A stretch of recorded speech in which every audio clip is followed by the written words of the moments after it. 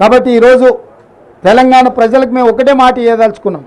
ఎన్నికల్లో మీకు ఇచ్చిన ప్రతి హామీని అమలు చేసే బాధ్యత మాది. రైతులకు 2 లక్షల రూపాయల రుణమాఫీ మీద కూడా బ్యాంకుల అందరితో చర్చలు చేస్తున్నాం. తొందరలోనే మీకు మంచి శుభవార్తను చెప్పబోతున్నాము.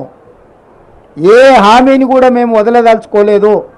తప్పకుండా ఆ హామీలను అమలు చేసే బాధ్యత మాది. ఈరోజు మీరు అందరూ చూస్తారు, గతంలో ప్రతి పోస్టింగ్కు నగదు ఇస్తే తప్ప, నగదు బదిలీ చేస్తే తప్ప ప్రభుత్వ ఉద్యోగులకు పోస్టింగ్లు వచ్చేటివి కావు. ఇవాళ పారదర్శకంగా ఎవరైతే ప్రజలకు సేవలు అందిస్తారో వాళ్ళని గుర్తించి ఎక్కడ ఉన్నా కూడా సామాజిక న్యాయంతో పాటు అర్హులైన అధికారులకు అందరికీ పోస్టింగ్లు ఇచ్చినాం. ఇవాళ మీరు పోలీస్ డిపార్ట్మెంట్ కానీ, రెవెన్యూ డిపార్ట్మెంట్ కానీ, ఏ డిపార్ట్మెంట్ అయినా తీసుకోండి, ప్రభుత్వ ఉద్యోగులను అడగండి. కాంగ్రెస్ అధికారంలోకి వచ్చిన తర్వాత ప్రభుత్వ ఉద్యోగులకు న్యాయం జరిగిందా లేదా? గతంలో జీతం ఎప్పుడు వస్తుందో తెలియదు. నెల చివరి వరకు కూడా జీతాలు రాని పరిస్థితి ఉండే. మొదటి నెల 4వ తారీఖు నాటి జీతం ఇచ్చినాం, 2వ నెల 1వ తారీఖు నాడే జీతం ఇచ్చినాం.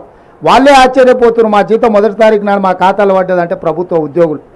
అంటే పరిపాలనను దారిలో పెట్టే ప్రయత్నం చేస్తున్నాము. ఇంకా చాలా చేయాల్సింది ఉంది.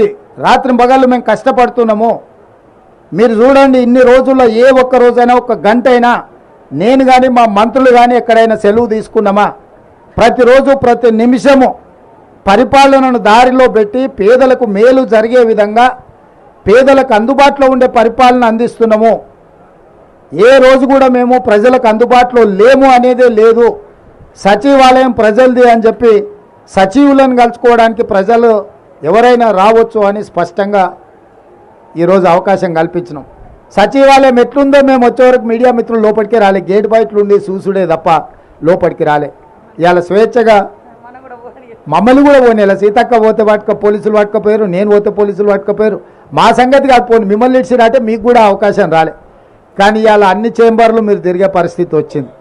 స్వేచ్ఛ అనేది ఈరోజు తెలంగాణ సమాజానికి కాంగ్రెస్ పార్టీ ఇచ్చింది. ఇక సంక్షేమం, అభివృద్ధి కార్యక్రమాలు నిరంతరం తప్పకుండా వాటి అన్నిటిని కూడా కొనసాగిస్తాము.